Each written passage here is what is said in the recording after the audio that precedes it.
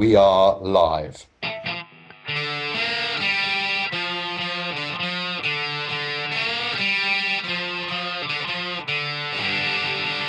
Hello, and welcome to the latest episode of Founder Hacks, our podcast where we share something we've seen, something we've read, and something we've learned that's been a source of inspiration or edification to the founders that we work with.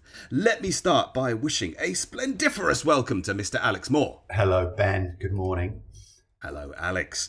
An equally stupendous welcome to Antony Enright. Thank you. Stupendous. I like it. Very good, very good. And a superluminal welcome to the marvellous Rich Robinson. Woo! Great to be here, gentlemen. Welcome, Rich. And for the benefit of our listeners, Rich is a guest for us today on our podcast, so we're super excited to hear what he has to say. Rich is a serial entrepreneur, investor and advisor, a super connector and soon-to-be author. I fear we may hear more about this as we progress through this episode of Founder Hacks. He's also a professor at Peking University, and we're itching to hear what Richard has to share with us and his Founder Hacks to help you grow your businesses and achieve the next level for you and your teams. So, without further ado, I believe, Mr. Robinson, you have seen something that you would like to share with us. So, Rich, what have you seen recently? What Founder Hack have you seen that can help our listeners out? First of all, kaboom town. Great to be on board. My old friend Alex Moore and my new friends Antony and Ben. Yeah, great. I've been in China for 24 years. After 24 years, I can say that China is in my heart and in my blood, mostly because of the pollution. Thank you. Good night. And during COVID, I got stuck here in Bali, and I moved the whole family here because why not? It's the new normal. And one thing that I've done is quadruple down on meditation. Transcendental meditation. TM is something that I've been doing a while, but I've been doing it much more consistently during COVID. And the entrepreneurs that I advise and the peers that I've talked to who have kind of struggled through this time, and my family, I've really seen in the past few weeks the fruits of that. The clarity of purpose, the equanimity, the mood regulation, and also the ability to focus. And it's a superpower. You don't have to believe in it for it to work, but it really works. Rich, I'm fascinated to hear that. And before we were talking about our sort of backgrounds and talking about your background being Boston Irish, my background being London Irish, and it's not necessarily the sort of, when you first hear about meditation, it's not really in the culture or in the blood. And certainly for me, it's something that I've tried that I haven't really connected to or managed to create into a habit. So what is it? What sort of advice would you give to people like me who I kind of hear all the time that it's the impact it has, the benefits it has, and I love your line, you don't have to believe in something for it to work. But what is it you would say to someone that's either cynical about it or has tried it that just hasn't connected to it? Yeah, cynicism ran deep in that bitter soil that I grew up in Boston. You see Good Will Hunting in the scene where Matt Damon is just messing with the psychoanalyst. I mentioned before, Freud said that psychoanalysis is very powerful, except for the Irish or Irish Americans. They're just impervious to it. But, it's something where I got serious and I took the TM introductory course. I did a 10-day silent meditation retreat with Vipassana. Wow. It was beautiful and brutal. 105 hours of meditation over a 10-day period, total silence, but it was too much. And TM, it's about a 4-day course, 2 hours day 1, 1 hour day 2 and 3, and 30 minutes day 4. And you get a mantra, and 20 minutes in the morning, 20 minutes in the afternoon. So you have to set yourself up to win. And it's something that, Ray Dalio runs the biggest hedge fund in the world. And out of 11,000 hedge funds, theirs is number one. And to what do you attribute your success, Mr. Dalio? Transcendental meditation. Like that guy, he's got a lot of things he can do with 40 minutes a day instead of doing TM, but it's something that is incredibly powerful. And it's not something that weakens you or makes you more woo-woo or, loses your edge. It's absolutely the opposite, I found. I think it's fascinating, Richard, and it's fascinating to hear, particularly you said your first experience perhaps was too much, but then you found something that's right. And I think this is perhaps the thing that I've seen a lot. I mean, I've sort of been involved in the field of meditation. Or it's too little. Or it's too little. Or it's too People little, don't- absolutely. yeah, But it's the people right don't thing really for commit you, to right? it in a way. Yeah, I mean, I love the metaphor that I used to love was that meditation is like lifting weights, right? What you find is a lot of people, they do it once and they go, oh, well, so what? Well, that's the same as saying, hey, weightlifting helps you build muscles, and they pick up a heavy thing and put it down and go, it didn't work. You kind of go, well, no, you have to do it again and again and again, and then you'll see the benefit. But equally, not everybody has to be Arnold Schwarzenegger, right? We don't all need to be, completely. But actually, I think most people can get a lot from just beginning to explore this world of meditation. The act of learning how to pay attention to something on purpose without judgment, I think, is a fantastic skill. And my particular sort of favorite readings are John Kabat-Zinn, who sort of got the movement going in the US. I'd recommend him as a great start for anybody, because what he can bring is there's a lot of scientific evidence behind this, right, about that it works and why it works. So I think I agree with you that you need not have the whole woo-woo thing. It can simply be a set of really useful tools. But Alex, what do you think? Because I know you've flirted around the edges, have you not? I drift in and out of doing it quite a lot, actually, which is annoying because I shouldn't. And when I do it, I feel calmer and more grounded. I mean, it's tough running a business and it's extremely stressful. And I think for me, during periods of extreme stress, I do it quite religiously. And I use the app, the Mindspace app. I like the Andy, the former Buddhist monk. He's pretty cool. And it works for me, and I'm a huge fan. I think it's helped for a lot of people. So yeah, I think good, and an interesting. Yeah, I mean, I've heard that if you don't have 20 minutes a day to meditate or 40 minutes a day to meditate, then you need to meditate for 2 hours, because if you can't carve that time out, then you really need more. So very good. Well, gentlemen, moving on. So again, I think we're going to go over to Rich to hear something Rich has read that he can share with us. What have your readings been recently that you can share with us, Rich? AI Superpowers by Dr. Kai-Fu Lee. Wow. Also based in Beijing for a long time. A really terrific thought leader around artificial intelligence. You can watch his TEDx talks and his interview on 60 Minutes. And, at the core is probably the biggest story of our life is how the U.S. and China interact, but really also specifically how the U.S. and China interact around artificial intelligence. And his assessment is that the U.S. is leading in the lab right now, but China is really leading, quote unquote, in the wild. And the way that I frame it that helps me think about it is Jurassic Park, extract the DNA from the mosquito, suspend it in amber, and mix it with frog DNA and create dinosaurs. And it's very technical and really powerful. But once those dinosaurs are on Jurassic Island and they start to evolve, that's even more powerful than what can be done in the lab. And China's taking all of these algorithms and machine learning and applying the incredible amount of data. Dr. Lee calls China the Saudi Arabia of data. It is sitting on insane reserves with 900 million internet users, most of them on mobile, putting out digital breadcrumbs, everywhere. And China is really able to refine that. And, one of the best examples of that is TikTok. TikTok's mothership is in Beijing. The most valuable startup in the world, 140 billion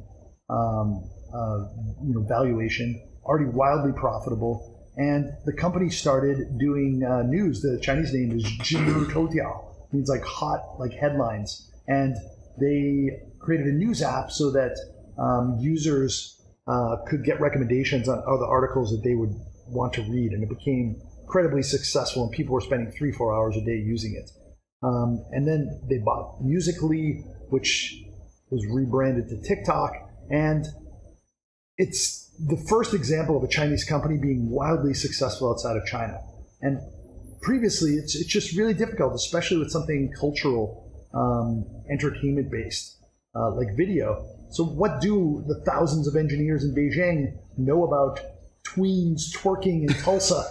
Nothing. Well said. Which is mostly TikTok, right? I mean, I don't know. I wager, Rich, the average age of our listeners is such they may not be major TikTok users, but it's huge, right?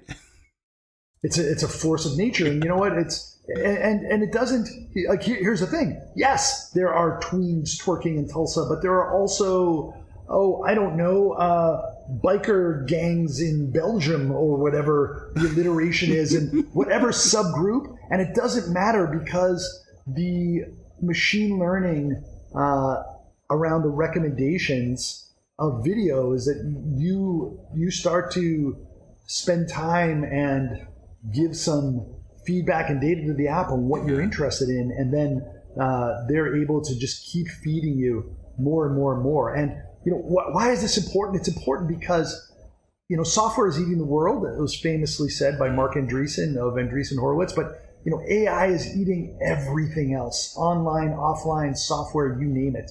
And as an entrepreneur, you really have to think, like, how could I be disrupted? Like, what's my unfair advantage? What's my moat that is not going to be able to be completely upended by artificial intelligence, machine learning in the next 3 to 5 years? And the crazy thing too is that COVID has accelerated everything. It's the ultimate accelerant, not necessarily a change agent, but it just pushed everything a decade into the future. And you know, a lot of that is going to become much more evident in the next few years. So just something to really keep top of mind, and I really recommend the book. Yeah, it's a fascinating topic, right? And certainly being in the tech world in a number of the roles that I play out there, it is astonishing. And I'm often reminded, you know, let's face it, we're only 20 years out from the idea of universal communication. So, you know, 20 years ago, it was not possible to communicate one-on-one with any other person on the planet. Now we can.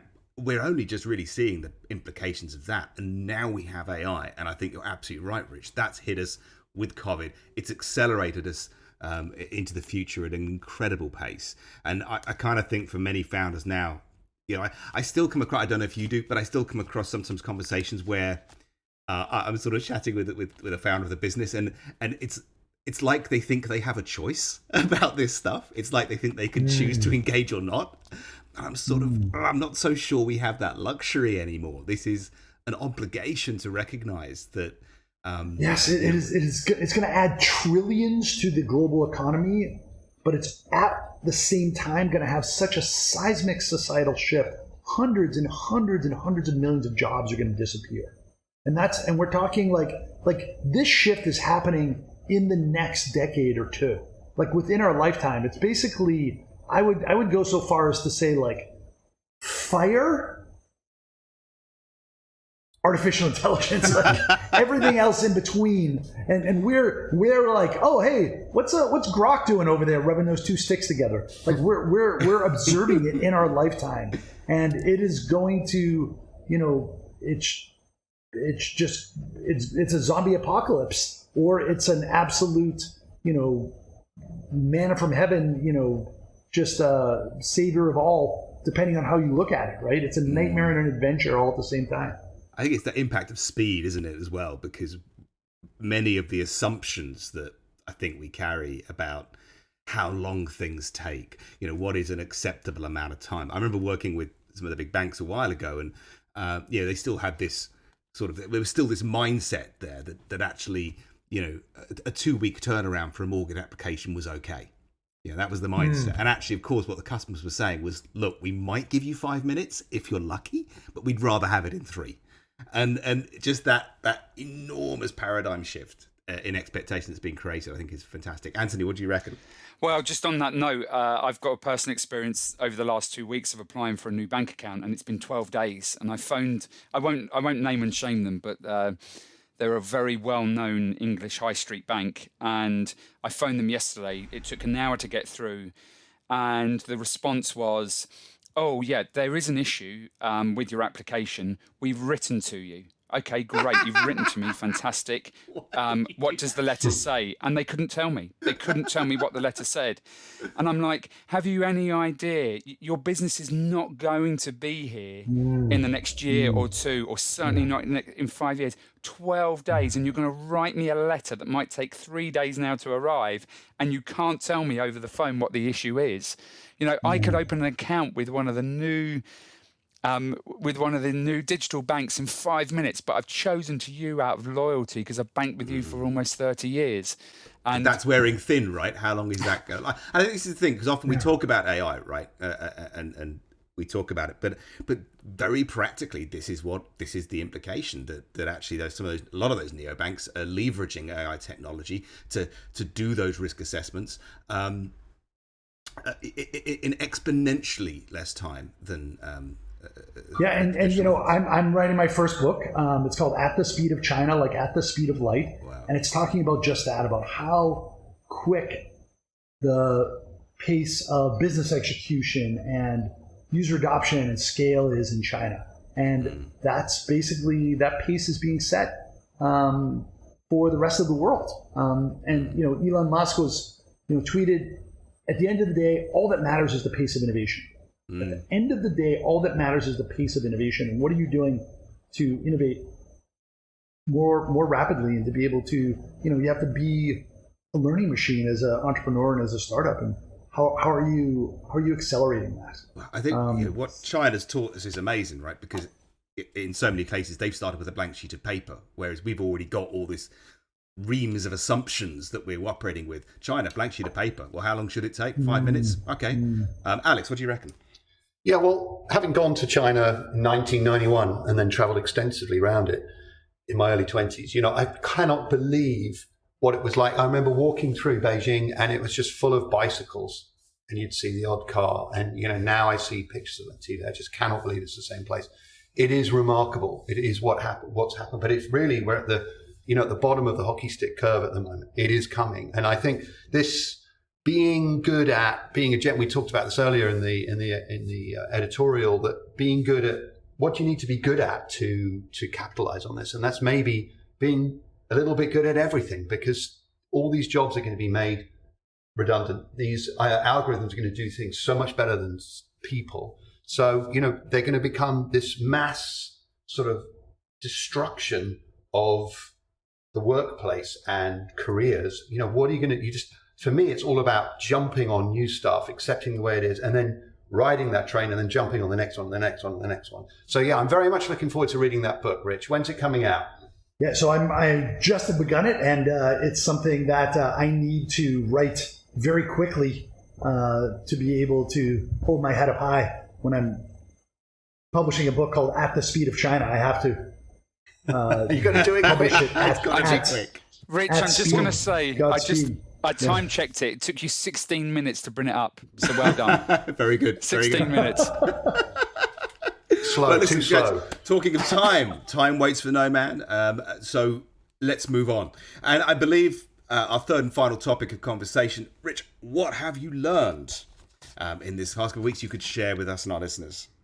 So I don't know if I mentioned to you guys, but I'm writing my first book. No, say more. See how quickly things change? It's the pace of innovation and the pace of promotion, actually. So I'm writing my first book, and I'm trying to learn how to write a book. And I think I have all these preconceived notions about something that's going to take, many, many months or a year plus. And I just think, how could I do things really quickly and get it to about 80-something% done? Because as soon as I publish the book, it's probably going to be obsolete anyway. And then I can republish it again in another year and second edition. And, then it's probably closer to like 85% done. So I spoke to people that publish books, and they said, start a podcast. Just open source everything. Start throwing questions out on Quora, create a group on Facebook, start a Clubhouse discussion, write articles about it, and just focus on stories. Because I think that's something that is not emphasized enough, how important stories are, how we're hardwired to respond to stories. And one of the stories is Jingdong, JD.com, one of the biggest internet companies in the world, top 5 in terms of gross merchandise value. Very China focused, so a lot of people don't know it. But they launched the iPhone. They're the biggest seller of Apple products in China. They launched a new iPhone, and I asked you guys how long you thought it was until that first iPhone was delivered, and you said, a day, 6 hours. Turns out it was 7 minutes. 7 minutes. That's from the somebody point it was ordering, put online, right, to being in someone's put hands. online, immediately ordered on Jingdong, and then 7 minutes later, ding dong. And that person who ordered it, just thinking this is magnificent and creepy all at once. Did you see me in my underwear when I ordered this? Are you actually surveilling me right now? How did this happen so quickly? And basically they used artificial intelligence, machine learning to basically predict who they thought was going to be ordering because of, past behavior. And then they had their delivery vehicles there do their first batch of deliveries in the morning, and then, quickly after the iPhone was put online, deliver it. And, it's just one example of how China is setting that pace for delivery, for launching new products, for and it's a complete positive virtuous cycle where the users are adopting things much more quickly. China has become a completely cashless society 3 years ago. Arguably the world's oldest society, definitely the world's largest population, in 1.4 billion people. No cash, gone, completely disappeared a few years ago. The only people that use cash, I tell when people visit China, are people too young to have a phone, people too old to have a phone, and the tourists. Everybody else is paying everything through their phone, and it's just an incredibly pragmatic and wildly fast adoption of new technologies. So I'm trying to apply those elements and learnings of speed to writing a new book. So I'm starting my podcast next week, and I'm just gonna put everything out in the open and collect anecdotes and stories, and then write it from there. I really hear that, Rich, and it's actually fascinating because leveraging some of the principles that China has used in terms of to get that speed and acceleration in writing a book about it sounds very sensible to me. And it's also it makes me very thoughtful because in many ways now, the world is increasingly, as well as fast, it's also becoming open source, right? We perhaps once upon a time had this, knowledge and these stories were protected and secret, and you could only get them by paying McKinsey huge amounts of money. The truth is now we all have access to this information, and in many ways, the journey to becoming a leader in a field is not necessarily one of creation, because there's so much creation already. It's one of curation. Bingo. Exactly. Exactly. So, and that ability to create those different lenses, I think is essential. And I think storytelling is something that is very underappreciated. I teach at Peking University, clinical professor of entrepreneurship, and the students are amazing, right? 1 out of 15 people get into Harvard, and something like 1 out of 1,000 get into Peking University. And, the students are fantastic, but I think that there is this sort of, theme that I see there, which is I'm a business school student, and therefore I must be very formal, and I need to focus on data, and I need to have a lot of numbers, and I need to, be professional, and, bullshit. Like that's not how the real world works. Like, yes, you need data and numbers to be able to make a decision, right? But to get people excited, Yeah. you got to tell stories. That's how we're hardwired. That's what the AI is for, right? The AI does that now for us. So actually, the human role is to make become people more human, excited. right? Connect with them emotionally, make people care, right? I mean, one of the best things that, Dr. Lee talks about is, my sister's a NICU nurse. She works in neonatal intensive care unit. And she probably spends 85-90% of her time doing a lot of admin stuff.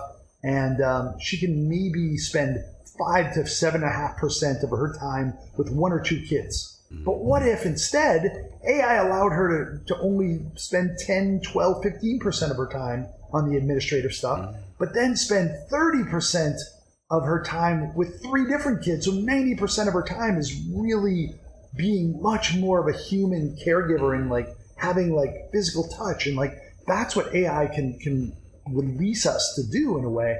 And we need to really be able to think about how we can, connect and be more human. And we're another thing, I'll leave it at this, is that,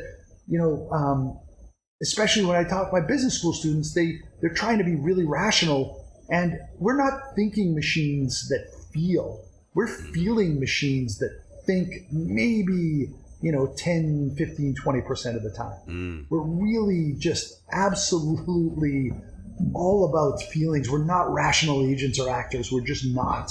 And the more you can connect with people through stories and through empathy and through, true connection, the more successful you'll be.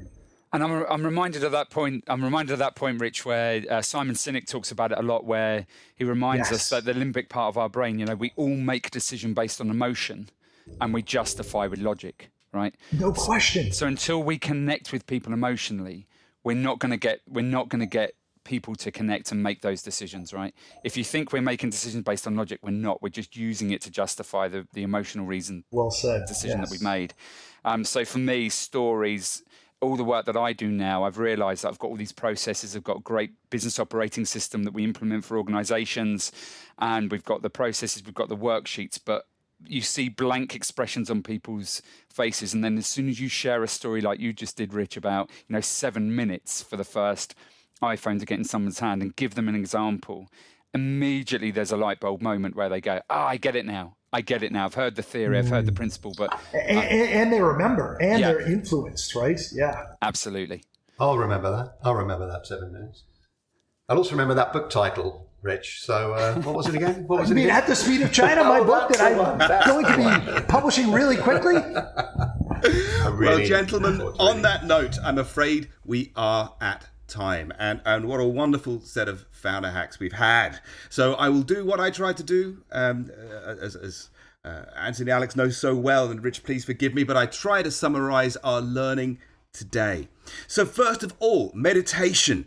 Many founders are discovering that it is a practical tool to help them focus, pay attention on purpose to the right things. Can you explore the field and find ways of leveraging these techniques for yourself in the way that works for you?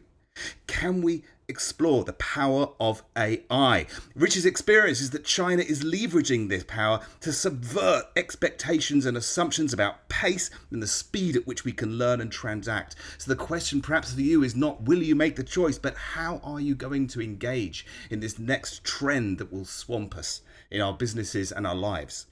Finally, Rich is writing a book. At the speed of China. His discoveries in that process have been profound, that actually modern leadership is as much about curation and the telling of stories to move people. We have AI for the data and numbers, so perhaps our role now is to tell the stories and take people with us into the future. I think that's a wonderful set of founder hacks, so thank you very much, all of you, for contributing, and I guess I should say a specific huge thank you, first of all, to the very marvellous Rich Robinson. Thank you, Rich. Yay. Give it up for Alex, Anthony, and Ben, everybody. Kaboom town. And of course, a massive thank you to Mr. Alex Moore. Thank you, Ben. Thank you, Rich. Thank you, Antony. And an equally wet and juicy thank you to Antony Enright. Okay, thanks. Thank you, guys. Rich, great to have you on board. Great to be on board. Hey, did I mention that I'm writing a book? I'm not sure we caught that. That you did. So alongside Rich writing a book, of course, please remember that Founder Hacks is not just this podcast, it is also a blog. Please log on at www.atomics.co.uk where you can subscribe and have your Founder Hacks in written form. And do not forget, Rich is writing a book. It's called At the Speed of China. It will be with us very, very soon. On that note, I've been Ben Thomas. This has been Founder Hacks. And thank you very much indeed for listening.